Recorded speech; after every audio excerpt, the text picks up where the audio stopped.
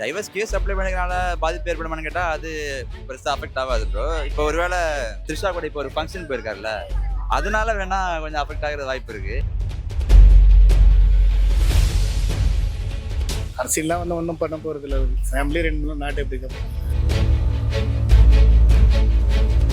உதயசூரியன் தான் கண்டிப்பாக ஜெயிக்கும். விஜய் வந்து எதிர்கட்சி தலைவர் வருவார், அவ்வளோதான். மற்றபடிலாம் ஜெயிக்கலாம் முடியாது அவரால். அதனால மேபி டிஎம்கேக்கு தான் அதிக வாய்ப்பு இருக்க மாதிரி இருக்கு. டிஎம்கே பொறுத்தவரையிலையும் அவங்களோட விஷனே வேற. பிற்போக்குத்தனமா இருக்காது, பிற்போக்குத்தனமாக தான் இருக்கும். டிஎம்கே வந்துச்சுன்னா படித்தவங்களா இருக்கட்டும் படிக்காதவங்களா இருக்கட்டும் எல்லாருமே இன்ஃப்ராஸ்ட்ரக்சர் தமிழ்நாட்டில் நல்ல க்ரோத் ஆகும். ரீசெண்டாக பீகார் எலெக்ஷன் முடிஞ்சு அங்கே சிஎம் யார்? நிதிஷ்குமார். ஓகேங்களா? ஸோ சேம் அதே கேட்டகரி இங்கே வந்துச்சுன்னா அங்கே என்ன நடந்ததோ இங்கே நடக்கும். புரியுதுங்களா? ஸோ சேம் அதுதான். எடப்பாடியை கொண்டு போய் எங்கேயாச்சும் ஒரு ஓரமாக உட்கார வச்சுட்டு அவங்க டேக் அவுட் பண்ணுவாங்க. பிஜேபிலாம் வராதுங்க. அதில் 57 தொகுதிலாம் வேஸ்ட்டு. 10 தொகுதி 20 தொகுதி கொடுக்கலாம், அவ்வளோதான்.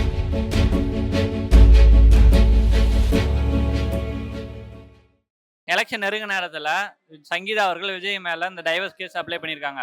ஸோ இதனால் விஜய் அவர்களுக்கு அரசியல் ஏதாவது பாதிப்பு ஏற்படுமா? டைவர்ஸ் கேஸ் அப்ளை பண்ணிக்கிறனால பாதிப்பு ஏற்படுமான்னு கேட்டால் அது பெருசாக அஃபெக்ட் ஆகாது ப்ரோ. இப்போ ஒருவேளை த்ரிஷா கூட இப்போ ஒரு ஃபங்க்ஷன் போயிருக்காருல்ல, அதனால வேணா கொஞ்சம் அஃபெக்ட் ஆகிற வாய்ப்பு இருக்கு. அந்த கான்ட்ரவர்சிஸ் வர வாய்ப்பு இருக்குல்ல. இப்போ அவரை விட்டு போயிட்டாங்க அப்படின்ற மாதிரி ஒரு கான்ட்ரவர்சிஸ். மற்றபடி டைவர்ஸ் கேஸ்னால வந்து அது அவங்க பிரைவசி, அதனால பெருசாக அஃபெக்ட் ஆக வாய்ப்பு இல்லை. சேம் தட், அதே தான் அஃபெக்ட். அதால உங்களுக்கு லைஃப் அரசியல் வரைக்கும் என்ன அஃபெக்ட் ஆக போகுது? அது அவங்க பிரைவசியில் இதில் அஃபெக்ட் ஆகலாம் வாய்ப்பு இல்லை ப்ரோ. ஒரு பர்சன் கூட பாதிப்பு ஏற்படாது. கண்டிப்பாக அதில் வாய்ப்பு இல்லை. வாய்ப்பு இல்லைன்றீங்க? ஆமாம். விஜயோட ரசிகர்கள் வந்து தீவிரமாக இருக்காங்க. எந்த ஒரு பொருளை சொன்னாலும் விஜய் மேலே பழைய படம் அவங்க ஏற்றுக்க மாட்டாங்க. அது அவங்க ஃபுல் கான்ஃபிடண்டாக இருக்காங்க. ரொம்ப வேற, அரசியல் வேற. ஆமாம், கண்டிப்பாக. ஆமாம், எல்லா ஃபேமிலிலையுமே வேலை பிரச்சனை இருக்குது தானே. அதனால வந்து அது குடும்பம் வேற, அரசியல் அப்படி தான் பார்க்கணுமே. இல்லை, எனக்கு ஐடியா வந்து இருக்கான்னு தான் நினைக்கிறேன். ஏன்னா பார்த்தீங்கன்னா இப்போ ரீசெண்டாக நிறையா ஏஆர் ரஹ்மானாக இருக்கட்டும், இப்போ ஜெயம் ரவி, அடுத்தது இப்போ இவர், ஸோ நிறைய இந்த ஃபேமில் உள்ளவங்க, அதாவது இந்த சினிமாவில் உள்ளவங்க டைவர்ஸ் கேஸ் போயிட்டு தான் இருக்கு. ஸோ அது இது அஃபெக்ட் ஆகாதுன்னு என்னோட பர்சனல் ஒப்பீனியன். இருக்காது. விஜய் அவர்களுக்கு அரசியல் பாதிப்பு இருக்காதுன்றீங்க? இருக்காது, அந்த அளவுக்கு பெருசாக இருக்காது, கம்மி தான். ஏன்னா நீங்களே பார்க்கலாமே, இப்போ யங்ஸ்டர்ஸ் ஃபுல்லாகவே அவர் சுற்றி தானே போயிட்டு வந்துட்டு இருக்காங்க. இருக்கு. இது வந்து எப்படி சொல்றது, ஒரு இப்போ டைவர்ட் பண்ணுற மாதிரி கூட இருக்கலாம். மேபி அவர் வளர்றாங்கிறதுனால டைவர்ட் பண்ணுற மாதிரி கூட இருக்கலாம்.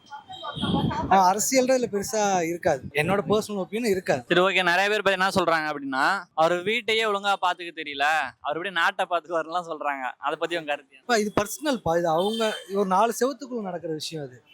ஓகே, அவர் பொது தலைவர் தான் ஒரு பிளாட்ஃபார்முக்கு வந்துட்டாரு. அப்படி பார்த்தீங்கன்னா பொலிட்டிஷியன் தான் நிறைய பேர் டைவர்ஸ் அப்ளை பண்ணியிருக்காங்க, டைவர்ஸ் பண்ணியிருக்காங்க. ஸோ இது வந்து அவங்களோட பர்சனல், இது அவரோட பர்சனல். இது சம்மந்தம் இல்லாத இது. அவங்க அரசியல் இது, குடும்ப மேட்ரு, நம்ம தேவையில்லாத வேலை இது. அவங்க இஷ்டம், இது பர்சனல். இது அரசியல்லாம் வந்து ஒன்றும் பண்ண போறது இல்லை. இல்ல, அது என்னன்னா இதுல வந்து இந்த இஷ்யூ போயிட்டு இருக்கு, அதாவது எலெக்ஷன் இருக்குது இல்ல, இந்த நேரத்துல சங்கீதா அவர்கள் வந்து இவர் மேல குற்றச்சாட்டு வச்சிருக்காங்க. இது வந்து அரசியல்ல பாதிப்பு ஏற்படுத்துமா விஜய் அவர்களுக்கு? கண்டிப்பா பாதிப்பு. என்ன மாதிரி பாதிப்பு ஏற்படுத்தும்? ஃபேமிலியே ரன் பண்ண தரேன்னா ஒன்றும் பண்ண முடியாது. ஃபேமிலி ரன் பண்ண நாட்டை எப்படி காப்பாற்ற சொல்லி நீங்களே சொல்லுங்க. இப்போ நான் கடையை ரன் பண்ணாதான் நான் குடும்பத்தை காப்பாற்ற முடியும். கடையை சரியா பார்க்கணும்னா வீட்டை பார்க்க முடியுமா? பாஜக பார்த்தீங்கன்னா ஏடிஎம்கே கூட கூட்டணி வச்சிருக்காங்க. அவங்க வந்து தொகுதியில் வந்து 57 தொகுதி கேட்டிருக்காங்க. ஏன்னா கொடுக்கல ஏடிஎம்கே, ஆனால் அவங்க கேட்டுட்டு இருக்காங்க. இப்போ பாஜகவுக்கு தமிழ்நாட்டில் அவங்க நிலைப்பாடு எப்படி இருக்கும் இந்த எலெக்ஷன்ல? உங்க கருத்து? ஒரு தொகுதி கூட வராது. ஒரு தொகுதி கூட வராது. தனியாக நின்றாலும் ஜெயிப்பாங்க தவிர அதிமுக சேர்ந்தாங்கன்னா ஒன்று கூட வராது. இது இப்போ கேட்கறது வந்து இப்போ ஒரு மெஜாரிட்டியா பிஜேபி எடுக்கலான்னு பாக்குறாங்க. ஆனா அது கொஞ்சம் ரிஸ்க் தான். இப்போ கூட்டணி வரும்போது இங்க வந்து ஏடிஎம்கே தான் பெருசா ஸ்டாண்ட்ல இருக்காங்க. அது அது அவங்களுடைய வருது. பிஜேபி வருமா ஆறதா? அவங்க இப்போ கூட்டணின்னு பாத்தீங்கன்னா, இப்போ நீங்க டிஎம்கேல தான் கூட்டணி, ஏகப்பட்ட கூட்டணி இருக்கு. எல்லா கூட்டணியுமே இப்போ டிஎம்கே சைடு தான் இருக்கு. அதனால எப்படி வேணா மாறலாம். இது வரைக்கும் ஒரு இப்போ முன்னால இப்ப கூட்டணி சொல்றதுக்கு முன்னால வரைக்கும் 2 பக்கமே வாய்ப்பு இருந்துச்சு. யாருக்குன்னா இப்போ ஏடிஎம்கேக்கும் ஓரளவுக்கு வாய்ப்பு இருந்துச்சு. இப்போ நிறைய 26 கட்சி ஏதோ சொல்லியிருக்காங்க இப்போ டிஎம்கே கூட்டணி இருக்கு. அதனால மேபி டிஎம்கேக்கு தான் அதிக வாய்ப்பு இருக்க மாதிரி இருக்கு. சிம்பிளா ஒன்னே சொல்லிடுறேன். இப்போ எப்படின்னா ரீசெண்டா பீகார் எலெக்ஷன் முடிஞ்சு அங்க சிஎம் யாரு? நிதிஷ்குமார். ஓகேங்களா? ஸோ சேம் அதே கேட்டகரி இங்க வந்துச்சுன்னா அங்க என்ன நடந்ததோ இங்க நடக்கும். புரியுதுங்களா? ஸோ சேம் அதுதான். எடப்பாடியை கொண்டு போய் எங்கேயாச்சும் ஒரு ஓரமாக உட்கார வச்சுட்டு அவங்க டேக் ஓவர் பண்ணுவாங்க. இங்க பிஜேபி வாய்ப்பே கிடையாது. எனக்கு தெரிஞ்சு 0. சிம்பிளா சொன்னா 0. அவ்வளவுதான், சிம்பிளா சொன்னா 0 தான். பிஜேபிலாம் வராதுங்க. அதுல 57 தொகுதிலாம் வேஸ்ட். 10 தொகுதி 20 தொகுதி கொடுக்கலாம் அவ்வளவுதான். அது மாதிரிலாம் வேஸ்ட், ஜெயிக்காது. நான் ஏடிஎம்கே சப்போர்ட்னா அதெல்லாம் அவ்வளோலாம் கொடுக்க முடியாது. கன்ஃபார்மா இந்த பிஜேபி வர சான்ஸே ரொம்ப கம்மி தான். ஏடிஎம்கே வரும், ஆனா கூட்டணி வச்சாலும் பிஜேபி ரொம்ப சப்போர்ட் ரொம்ப கம்மி தான். பெண்களுக்காக இந்த ஸ்டாலின் ஆட்சியில, திமுக ஆட்சியில பெண்களுக்காக புதுமை பெண் திட்டம், அப்புறம் விடியல் பயணம், அப்புறமேட்டு அந்த படிப்புக்கு நிறைய உரிமை தொகை, இந்த நிறைய பணம் தராங்க. பெண்களுக்கு நிறைய சிறப்பு திட்டங்கள் கொடுத்துருக்காங்க. இதை பத்தி உங்களுடைய கருத்து என்னன்னா? சிறப்பான திட்டம் தான். ஓகே, வரவேற்கத்தக்க திட்டம் தான். இது வந்து அந்த தாலிக்கு தங்கெல்லாம் கொடுத்துருக்கலாம், அதெல்லாம் ஸ்டாப் பண்ணிட்டாப்புல. இப்போ அதெல்லாம் கொஞ்சம் எக்ஸ்டெண்ட் பண்ணா திருப்பி டிஎம்கே ஆட்சி கண்டிப்பா வந்துடும். அதெல்லாம் நல்லா பண்ணாருன்னா திருப்பியும் 99% திமுக வரதான் சான்ஸ் அதிகமா இருக்கு. நல்லா பண்றாங்க, ஆட்சி நல்லா பண்றாரு. இன்னும் வரணும் அவரு, முதலமைச்சர் ஸ்டாலின் இன்னும் வரணும். ஆனா அந்த வாட்டி வந்தா நல்லா பண்ணணும் இன்னும் அவரு. இந்த கெஞ்சா இது எல்லாமே ஒழிக்கணும். கெஞ்சால இருந்து எல்லாமே ஒழிச்சா இன்னும் நல்லா வருவார். பெண்களுக்கு பண்றது நல்ல விஷயம் bro. அவங்க வீட்டில் இருக்காங்க, வேலைக்கு போறாங்க, அப்புறம் நல்ல விஷயம். அதெல்லாம் நல்ல விஷயம், நல்ல விஷயம். நல்ல விஷயம். சரி, ஓகேண்ணா. இந்த 5 ஆண்டு கால ஆட்சி எப்படி இருந்தது உங்க கருத்து? நல்லா பண்ணிட்டு வர்றாரு. சென்னை பொறுத்தவரை சென்னையில் ஃபுல்லாக அவுட்ரு எல்லாம் ஃபஸ்ட்டாக நல்லா பண்ணுறாரு. டீனராக பார்த்தீங்களா, பாலங்கெல்லாம் எப்படி போட்டு நல்லா பண்ணிட்டாரு. மக்களுக்கு வசதி எல்லாம் பண்ணி கொடுத்துட்டு கடையும் போட்டுற அளவுக்கு நல்லா பண்ணி கொடுத்துறாரு. இது வரைக்கும் அந்த ஆட்சி யாரும் பண்ணலையா? அதிகமாக இருந்தாங்க, ஒன்றும் பண்ணல.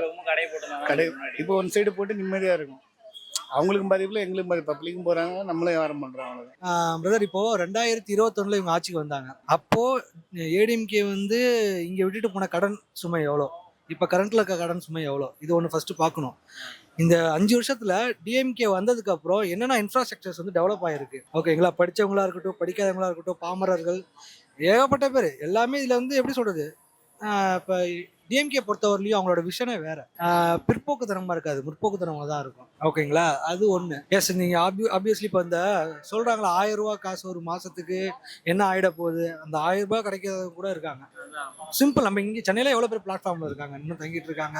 அவங்களுக்கு வந்து அது பெரிய விஷயம், இந்த 1000 ரூபாங்கிறது. அதே புதுமை பெண் திட்டமா இருக்கட்டும், இன்னும் சம் ஸ்கீம்ஸ் இருக்கு, பட் எனக்கு எக்ஸாக்டா தெரியல. இன்னும் நிறைய பண்ணியிருக்காரு. நெக்ஸ்ட் அடுத்து வந்தாருன்னா இன்னும் நிறைய செய்ய தான் போறாரு. அதில் நான் சிம்பிளா ஒன்று சொல்றேன், இன்ஃப்ராஸ்ட்ரக்சர் வரும். டிஎம்கே வந்துச்சுன்னா படிச்சவங்களா இருக்கட்டும், படிக்காதவங்களா இருக்கட்டும், எல்லாருமே இன்ஃப்ராஸ்ட்ரக்சர் தமிழ்நாட்டில் நல்ல growth ஆகும். இப்போ வரக்கூடிய சட்டமன்ற தேர்தலில் யார் ஆட்சியில் அமருவாங்க, உங்களுடைய கருத்து என்ன? அதான் லாஸ்ட் கொஸ்டின்கே சொல்லிட்டேன். திரும்பி இவங்க வந்தாங்கன்னா இன்னும் பெருசாக டெவலப் ஆகும். இப்போ உங்களை மாதிரி யங்ஸ்டரு, என்ன மாதிரி ஆளுங்க, படிக்கிற பசங்க, விமனு, அப்புறம் ஆண்டர்பிரினர்ஸு, எல்லாருக்குமே வாய்ப்பு அதிகம்.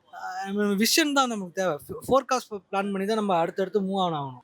இப்போ நம்ம ஒரு டார்கெட் வச்சிருக்கோம்னா அந்த டார்கெட் அச்சீவ் பண்ணதுக்கப்புறம் அடுத்த டார்கெட் நோக்கி ஓட ஆரம்பிச்சிடணும் நம்ம. ஸோ அதுமாரி இப்போ இன்ஃப்ராஸ்ட்ரக்சர் நம்ம இவ்வளோ டெவலப் ஆகிட்டோம். அடுத்து ஏஐ இன்னும் எதோ சொல்கிறாங்க, அதை நோக்கி அடுத்து போகணும். அதுக்கு வந்து இந்த மாதிரியான ஒரு எப்படி சொல்கிறது, இப்போ டிஎம்கே மாதிரி ஒரு ஆளுங்க இருந்தாங்கன்னா இன்னும் கொஞ்சம் டெவலப் ஆகும். டிஎம்கே தாங்க. உதயசூரியன் தான் கண்டிப்பா ஜெயிக்கும். விஜய் வந்து எதிர்கட்சி தலைவர் வருவார், அவ்வளவுதான். மற்றபடிலாம் ஜெயிக்கலாம் முடியாது அவரால். இது வந்து கண்டிப்பா கன்ஃபார்மா வந்து டிஎம்கே ஜெயிக்கும். டிஎம்கே டிவிக்கு ரெண்டாவது கண்டிப்பா எதிர்கட்சி தலைவராக வருவார் விஜய். ஆனால் ஜெயிக்கலாம் முடியாது. அதுதான் ஏடிஎம்கே வந்து அடுத்தது ஏடிஎம்கே விட டிவிக்கே வந்துடும், அதான் கன்ஃபார்மா வந்துடும். சீமான் அவர்கள்னா சீமான்லாம் வேஸ்ட்டுங்க, அவன்லாம் ஒரு மனுஷனே கிடையாதுங்க. அவன்லாம் வேஸ்ட்டுங்க, அவன்லாம் இதுதான் கத்திக்கிட்டு தெரியல. திருப்பி திமுக தான், ஸ்டாலின் தான் வரணும். கண்டிப்பா ஸ்டாலின் தான் திருப்பி அவர் தான் உட்காருது. இதில் மாற்றுக்கிறதே கிடையாது.